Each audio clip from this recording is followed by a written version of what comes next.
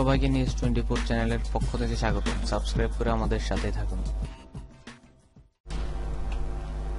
হিমালয় পর্বতের কাছে দুর্গম একটি এলাকা নিয়ে পরমাণু শক্তিধর চীন ও ভারতের মধ্যে যে সামরিক উত্তেজনা দেখা দিয়েছে তা শেষ পর্যন্ত যুদ্ধে রূপ নিতে পারে। পাকিস্তানের ইংরেজি দৈনিক এক্সপ্রেস ট্রিবিউন এই আশঙ্কাজনক খবর দিয়েছে। গত জুন মাসের মাঝামাঝি সময় থেকে দুর্গম ডোকলাম মালভূমিতে চীন ও ভারতের সেনারা একে অপরের চোখে চোখ রেখে চলেছে এবং অত্যন্ত আগ্রাসী অবস্থান নিয়েছে। সাম্প্রতিক দিনগুলোতে ওই দুই পক্ষ আরও সেনা পাঠিয়েছে সেখানে এবং এলাকাটিতে এখন যুদ্ধের প্রায় সব উপাদান উপস্থিত। এমন জোরালো উপস্থিতির পরও সেখানে সেনা সংঘর্ষের কোনো ঘটনা ঘটেনি। তবে চীনা বিশেষজ্ঞরা সতর্ক করে বলেছেন সেখানে যুদ্ধ শুরু হতে পারে। ভারতের হাতে বর্তমানে 100-র বেশি পরমাণু ক্ষেপণাস্ত্র রয়েছে। অন্যদিকে চীনের হাতে এই ধরনের ওয়ারহেড রয়েছে 250-টিরও বেশি। গতকাল গোলযোগপূর্ণ ডোকলামে সীমান্ত চীন তাজা গুলির মহড়া চালিয়েছে।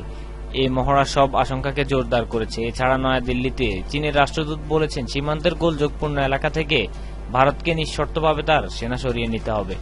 ভারতের সিকিম প্রদেশের সীমান্তে যে ডোকলাম বা দোংলং এলাকা নিয়ে দুই দেশ মুখোমুখি অবস্থানে রয়েছে সেখানে খুব কম সংখ্যক মানুষের বসবাস রয়েছে, তবে কৌশলগত দিক দিয়ে খুবই গুরুত্বপূর্ণ। সেখানে ভারত, চীন ও ভুটানের সীমান্ত রয়েছে।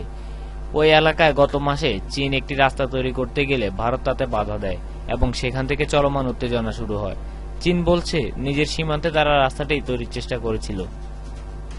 দীর্ঘদিন ধরে ভারত দাবি করে আসছে চীন তার 2.5 লাখ বর্গ কিলোমিটার এলাকা দখল করে রেখেছে।